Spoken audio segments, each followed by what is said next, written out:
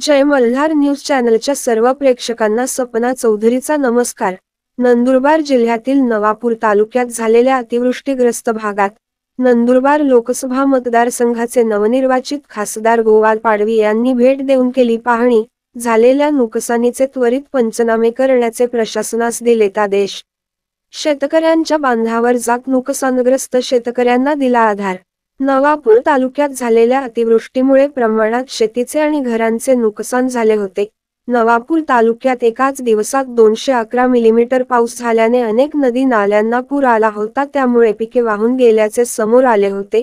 नुकसानग्रस्त भागाला भेट देऊन नुकसानीची पाहणी करत झालेल्या नुकसानीचे पंचनामे करण्याचे आदेश प्रशासनाला देण्यात आले असून या संदर्भात नवापूर तालुक्यातील महसूल आणि कृषी विभागाच्या अधिकाऱ्यांना सूचना करण्यात आल्या आहेत।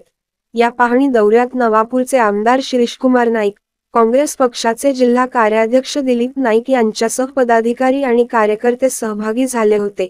नैसर्गिक आपत्तीच्या काळात लोकप्रतिनिधी म्हणून नेहमीच मतदारसंघातील नागरिकांच्या पाठीशी उभे राहणे माझे कर्तव्य आहे।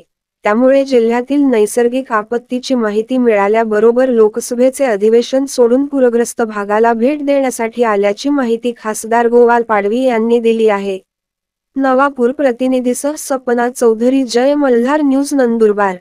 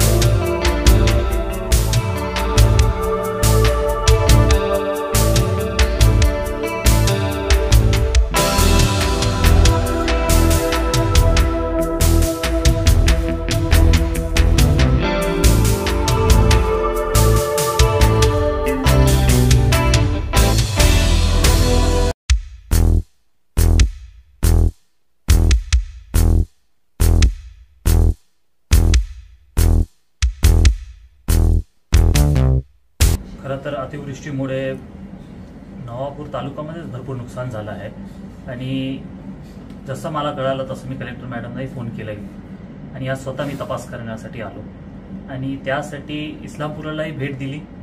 तिकडे जे जे पाणी भरलं होतं त्याच्या घरात किती पाणी भरलं होतं, कोणाचे पंचनामे झाले की नाही झाले तेही तपासले. पण त्या अगोदर एक आढावा बैठकही घेऊन घेतली. त्याच्यामध्ये तहसीलदार मॅडमही होते, त्याच्यामध्ये आपले PWDचे होते, MSCBचे होते. आणि हे सर्वांबरोबर बसून एक चर्चा केली, आढावा बैठक घेतली की कुठे कुठे नुकसान झालं आहे त्याची थोडी माहिती द्या. तपासते आता सोबत फिरते आहे, जिथे नुकसान आहे तिकडे आम्ही व्हिजिट देतो आहे. CO साहेब पण आहे नगरपालिकेचे, त्यांनाही तिथेही सूचना देतोय की असं असं काय नाला असेल तिकडे क्लिअरन्स करायचे तेही क्लिअर करून टाका, अशी महत्वाची सूचना दिली जाते.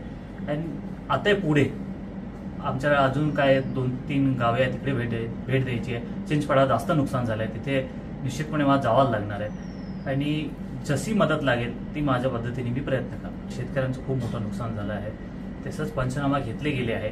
आणि हेही मी आपल्याला सांगू इच्छितो की हे जे अतिवृष्टी आहे पूर्ण महाराष्ट्रभरात दिसून येते आपल्याला, तर महाराष्ट्राचाच विषय आहे.